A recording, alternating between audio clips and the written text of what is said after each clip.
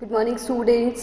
मैंने आप लोगों को पिछली क्लास में मनु की न्यायपालिका के बारे में पढ़ाया था, न्यायिक व्यवस्था के बारे में पढ़ाया था और न्यायिक व्यवस्था के साथ में हमने शासक की न्यायिक शक्ति और उसकी मर्यादाओं के बारे में पढ़ लिया था, दंड की धारणा के बारे में पढ़ लिया था। अब मैं आप लोगों को न्यायपालिका के संगठन के बारे में पढ़ाऊंगी।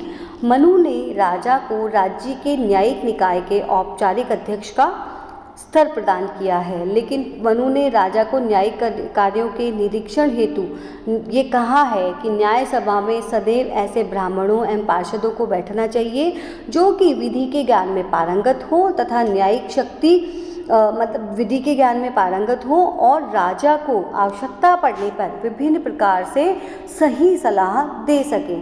मनु ने ये राजा का अनिवार्य दायित्व माना है कि उसके द्वारा नियुक्त न्यायिक अधिकारी अपने कर्तव्यों का निष्पादन विधि व स्थापित प्रक्रिया के अनुसार ही करें, क्योंकि यदि न्यायिक शक्ति का प्रयोग समुचित रीति से नहीं होगा तो इसके दुष्परिणाम शासक को भोगने पड़ेंगे। मनु ने कहा है कि न्यायाधीश द्वारा उचित निर्णय न करने पर अधर्म का प्रथम चतुर्थांश और अधर्म करने वाले का द्वितीय चतुर्थांश, साक्षी को तृतीय चतुर्थांश और न्यायाधीश को चतुर्थांश शासक को मिलता है। इस प्रकार मनु ने ये कहा है कि न्यायिक अधिकारियों द्वारा यदि शक्ति का दुरुपयोग किया जाता है तो उसका जो दंड है उसका दंड शासक को ही भुगतना पड़ता है और शासक को भुगतना मतलब शासक को उसके लिए उत्तरदायी माना जाता है। मनु कहते हैं कि शासक को न्यायिक कार्यों का भली भांति निरीक्षण कर लेना चाहिए। वे ये कहते हैं कि राज्य के समस्त न्यायिक कार्य शासक के नाम से संपन्न किए जाते हैं और ऐसी स्थिति में औपचारिक रूप से वह सीधे या अपने अधीनस्थ अधिकारियों के माध्यम से अपनी शक्ति का प्रयोग करता है। तो न्यायिक कार्यों में जो नियुक्त प्राधिकारी है या न्यायिक कार्यों में जो व्यक्ति राजा का साथ देते हैं वो ऐसे व्यक्ति होने चाहिए जो विधि में पारंगत हो, जिनका निजी आचरण निष्ठा एवं निष्ठता संदेह से परे हो।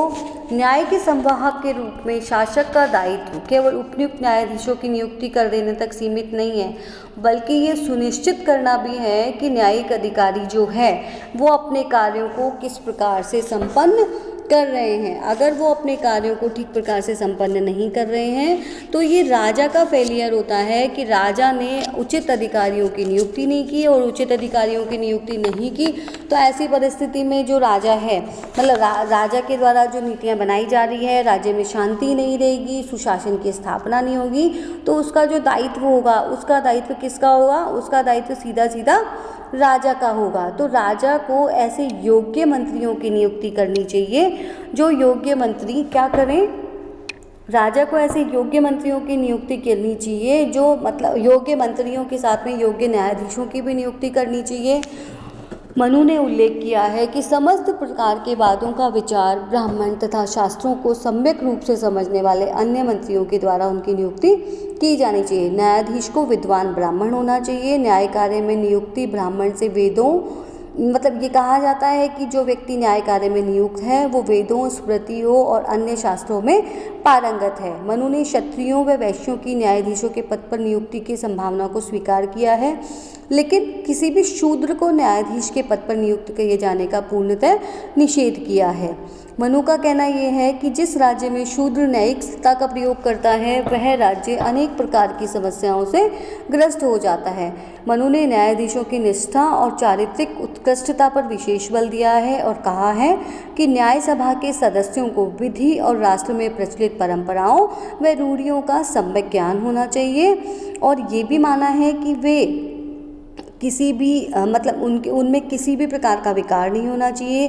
किसी बात के पक्षकारों या साक्षी के मतलब ऐसा होना चाहिए कि वो उनमें इतना इनबिल्ट मतलब उनमें खुद में ये योग्यता होनी चाहिए कि वो अपराधी के अपराध को देख सके, सोच सके, समझ सके और उसके आधार पर विभिन्न प्रकार से उनको दंडित कर सके।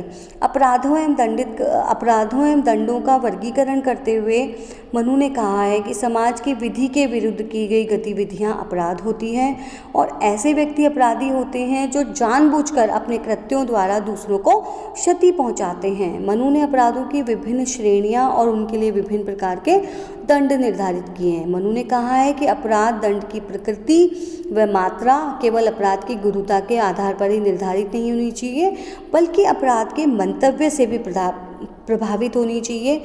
वे कहते हैं कि जब विधि की सत्ता व समाज की सुरक्षा को किसी के आचरण द्वारा चुनौती दी जाती है, तो ऐसी स्थिति में सामाजिक व्यवस्था की सुरक्षा के लिए स्वयं अपराधी को पाप मुक्त करने के लिए और उसकी अपराध की गंभीरता के अनुपात में उसे दंडित किया जाना चाहिए। मनु ने दंड की मात्रा व गुरुता के निर्धारण के लिए व्यक्ति के सामाजिक स्तर को भी ध्यान में रखने की बात कही है। उन्होंने कहा है कि अपराध के गुण व दोष को जानते हुए चोरी करने पर शूद्र को 8 गुना, वैश्य को 16 गुना, क्षत्रिय को 32 गुना, ब्राह्मण को 64 या 100 गुना या 128 गुना तक दोष होता है। अतः अपराध के अनुसार शूद्र, वैश्य, क्षत्रिय व ब्राह्मण उत्तरोत्तर अधिक दंडनीय होते जाते हैं।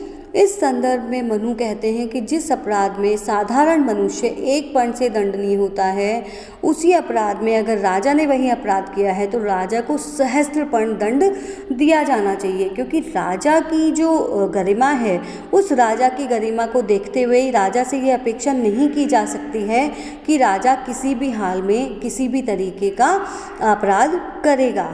किसी भी तरीका उसमें मनु ने कहा है कि ब्राह्मण अगर कटु वचन कहता है तो उसके ब्राह्मण को कटु वचन कहने के अपराध में क्षत्रिय व वैश्य को क्रमशः 100-200 पर्ण का दंड होगा, लेकिन इसी अपराध के लिए शूद्र को भौतिक दंड दिया जाएगा। और ब्राह्मण कटु वचन कहने का अपराध यदि किसी क्षत्रिय शूद्र के प्रति करे तो क्रमशः उसे 50 पर्ण, 25 पर्ण, 12 पर्ण का दंड देय होगा। मनु का मत है कि शूद्र यदि ब्राह्मण को गाली देता है तो उसकी जीभ काट लेनी चाहिए, लेकिन अगर ब्राह्मण, क्षत्रिय, वैश्य यही अपराध समान वर्ण के सदस्यों के प्रति घटित करें तो उन्हें 12 पर्ण का दंड दिया जाना चाहिए। तो इस प्रकार मनु ने स्पष्ट व्यवस्था की है कि समस्त पाप करने वाले ब्राह्मण का भी राजा कभी वध नहीं करेगा, अपितु उसके धन व शरीर को क्षति पहुंचाए बिना उसे राज्य से निष्कासित नहीं करेगा। इन विचारों के आधार पर यह कहा जा सकता है कि मनुष्य का शूद्रों के प्रति जो व्यवहार था वो पूर्वाग्रह पर आधारित था। मनु ने 4 प्रकार के दंडों का उल्लेख किया है: वाक्दंड, धिक्दंड, अर्थदंड और भौतिक दंड। मनु की मान्यता है कि अपराध किस दंड का किस अपराधी पर प्रयोग किया जाना चाहिए, इसका निर्धारण अपराधी द्वारा उस अपराध की आवृत्ति के आधार पर किया जाना चाहिए। दंड की मात्रा व प्रकृति के निर्धारण के लिए मनु ने अपराधी की शारीरिक व आर्थिक क्षमता, अपराध के समय विद्यमान रही परिस्थितियों तथा अपराध की गुरुता या लघुता पर विचार किया जाना भी आवश्यक माना है।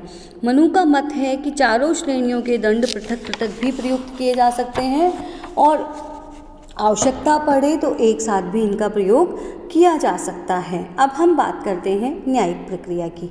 मनु ने दीवानी वादों तथा आपराधिक वादों के संबंध में खुले न्यायालयों में मुकदमे की व्यवस्था पर बल दिया है। दावे अथवा अपराध के निर्धारण की प्रक्रिया को मनु ने व्यवहार की संज्ञा दी है। मनु के अनुसार व्यवहार का अर्थ उस निर्धारित कार्यवाही से है जिसके माध्यम से विभिन्न वादों का निर्धारण होता है, वह अंतिम निर्णयों तक पहुंचा जा सकता है। मनु ने न्याय के प्रक्रियात्मक पक्ष को महत्व देते हुए निर्धारित किया है कि वाद का विषय 2 व्यक्तियों के मध्य का कोई विवाद हो या समाज व राज्य के प्रति किया गया अपराध हो, उसका निर्धारण पूर्ण सतर्कता व निर्धारित प्रक्रिया द्वारा ही किया जाना चाहिए। मनु कहते हैं कि राजा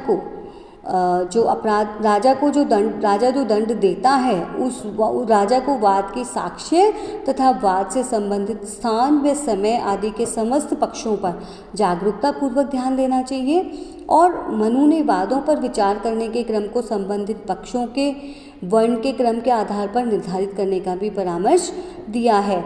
मतलब मनु ये कहते हैं कि न्यायाधीश इतना सतर्क होना चाहिए कि वह संबंधित पक्षों व साक्षियों की बाह्य चेष्टाओं, स्वर, चेहरे के भाव, इंगित आकार आदि के द्वारा भी उनके मनोभावों को जान सके और सत्य का अनुसंधान कर सके, ताकि ऐसा नहीं हो कि जिस व्यक्ति ने अपराध नहीं किया है उसे भी दंड दे दिया जाए। न्यायिक प्रक्रिया के मनु ने न्यायिक प्रक्रिया में वादों के निर्धारण का प्रमुख आधार स्वीकार करते हैं और वे ये मानते हैं कि जिन ऐसे प्रत्यक्षदर्शी साक्षी जिसकी विश्वसनीयता प्रामाणिक व असंदिग्ध हो, वाद के निर्धारण के लिए उसको महत्वपूर्ण आधार माना है। और वे ये कहते हैं अगर कभी प्रामाणिक साक्ष्य उपलब्ध नहीं होता है तो वहाँ पर विवादग्रस्त बिंदु के विनिश्चय करने के लिए शपथ को भी मान्यता प्रदान कराते हैं। मनुस्मृति में शपथ के निरीक्षण के अनेक प्रकारों का उल्लेख मिलता है। मनु ने साक्षियों के अधिकारों को मान्यता प्रदान की है और न्यायाधीशों से यह अपेक्षा की है कि साक्षियों के प्रति न्यायालय में सम्मानजनक व्यवहार किया जाए। तो इस प्रकार मनु एक सुदृढ़ न्यायिक व्यवस्था की बात करते हैं, जिसमें अगर व्यक्ति ने अपराध किया है तो उसके अपराध की मात्रा, उसके परिस्थितियों, उसके स्तर को देखते हुए ही अपराधी को दंडित किया जाना चाहिए और यह राजा का अति आवश्यक कार्य होता है।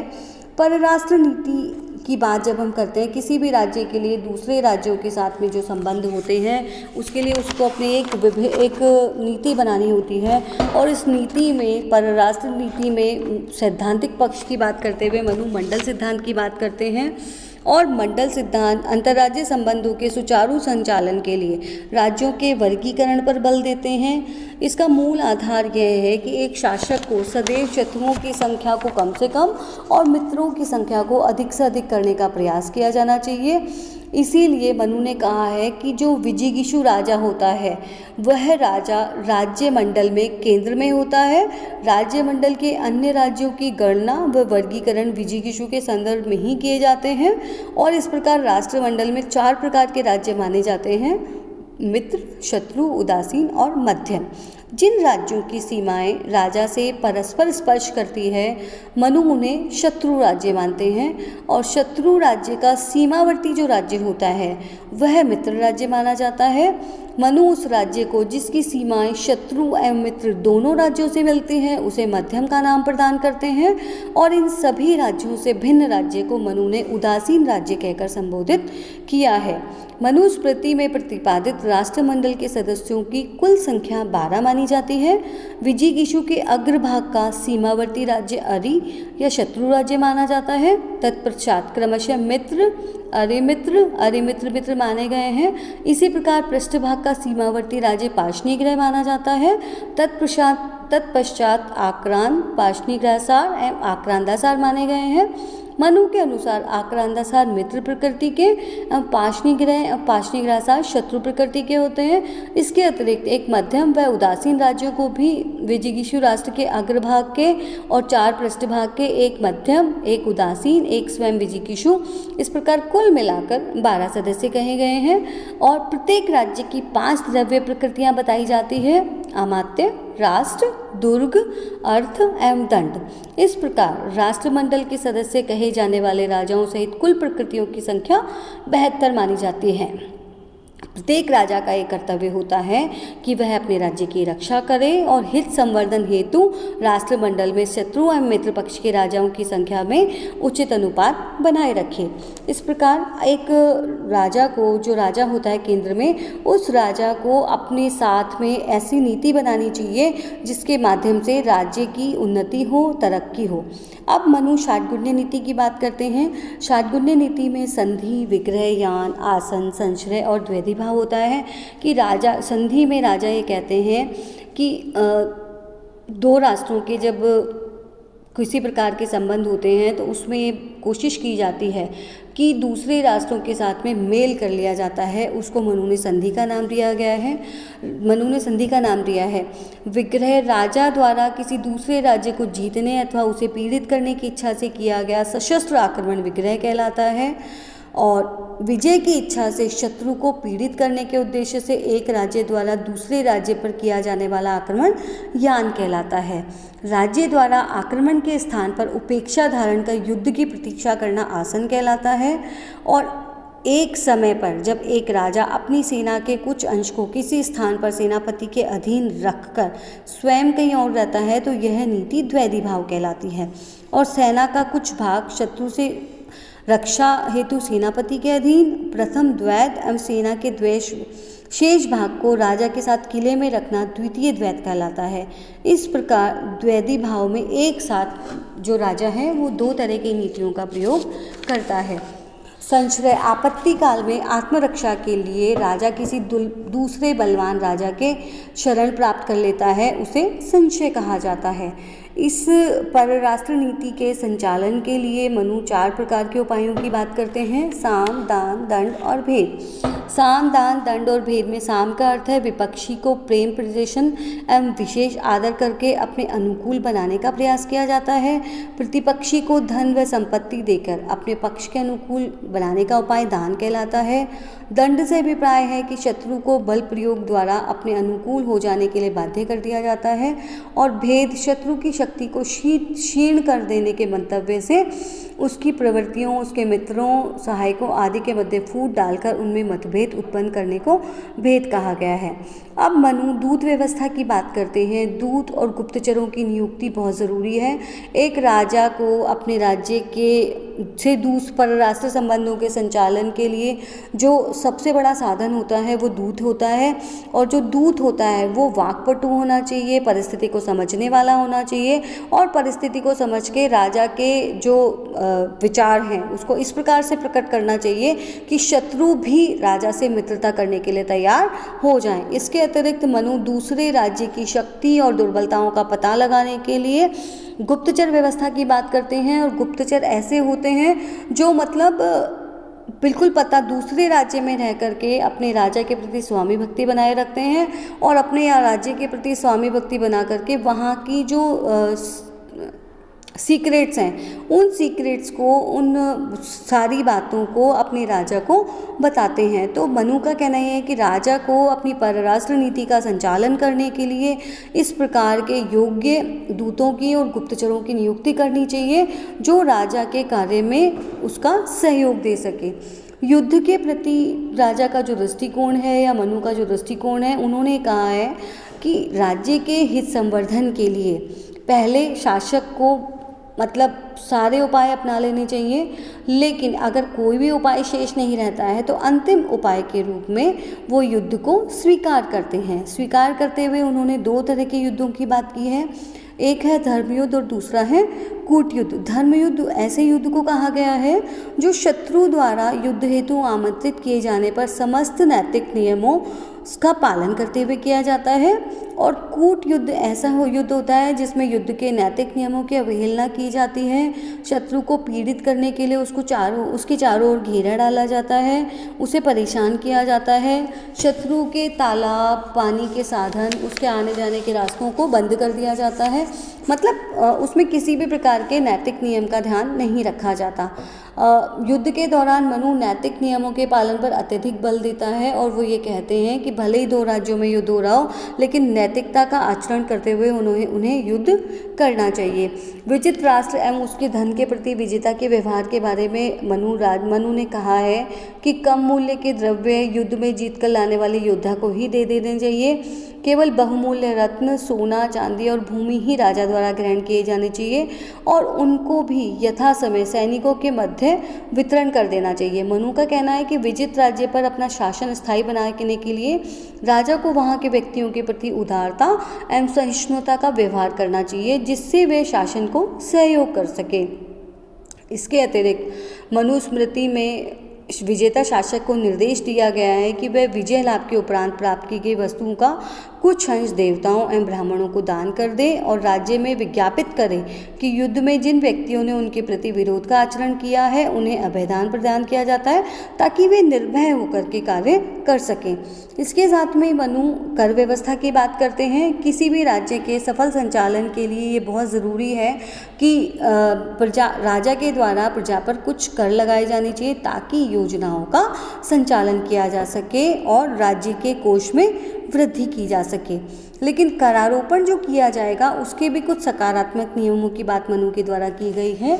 मनु कहते हैं कि राजा द्वारा प्रजा से न्यायपूर्ण तरीकों से कर प्राप्त किया जाना चाहिए। कर की प्राप्ति के लिए एक अधिकारी नियुक्त किया जाना चाहिए। व्यापारियों से खरीद बिक्री आदि में विचार विमर्श के उपरांत ही कर की दर निर्धारित की जानी चाहिए। व्यापारी और राजा दोनों के लाभ को दृष्टिगत रखते हुए मतलब कर लगाया जाना चाहिए। अगर कभी ऐसा हो कि कोई क्राइसिस हो जाता है या आपदा आ जाती है, तो ऐसी परिस्थिति में राजा को क्या करना चाहिए, कर को कम कर दिया जाना चाहिए और प्रजा जितना कर दे पाने में आसानी से सक्षम हो, इसी प्रकार का कर लगाना चाहिए। तो इस प्रकार अगर हम कुल मिलाकर के देखें तो मनु के द्वारा राज्य से संबंधित विभिन्न प्रकार के विचार बताए गए हैं और इन विभिन्न प्रकार के विचारों में मनु ने अपने एक संपूर्ण सुदृढ़ शासन प्रणाली की व्यवस्था करते हुए व्यवस्थापिका, कार्यपालिका, न्यायपालिका, न्यायाधीशों की व्यवस्था और सामाजिक व्यवस्था के साथ में स्थानीय प्रशासन की व्यवस्था, इन सब को आगे बढ़ाते हुए मनु ने ये कहा है, ये समझाने का प्रयास किया है। हम अपने प्राचीन भारतीय राजनीतिक विचारकों में यह स्पष्टतः कह सकते हैं कि मनु के जो विचार हैं वो उन मनु के विचारों के आधार पर राज्य की दैवीय उत्पत्ति हुई, और राज्य की दैवीय उत्पत्ति नहीं थी, वो दैवीय उत्पत्ति थी राजा की, और राजा ने अब धर्म के नियंत्रण में रहते हुए एक सफल शासन के संचालन की बात की है। ये क्लास आज हम कंप्लीट करते हैं। इस टॉपिक में अगर आप लोगों को कोई परेशानी हो, किसी तरह की कोई दिक्कत हो, तो आप लोग मेरे से कांटेक्ट कर सकते हैं। इसके बाद मैं आप लोगों को इसका मटेरियल दूंगी और उसके असाइनमेंट भी दूंगी। अगर आप लोग पूरा वीडियो सुने और पूरा वीडियो सुनने के बाद उससे संबंधित जो भी क्वेश्चंस हैं उनके आंसर्स में दिक्कत हो तो मुझे बता देना, लेकिन उनके आंसर लिख करके आप मुझे मेरे पर्सनल नंबर पे भेजना, और अपनी उपस्थिति दर्ज कराने के लिए वीडियो सुनने के बाद में उतने अपना नाम और सेक्शन ज़रूर से लिखें। धन्यवाद।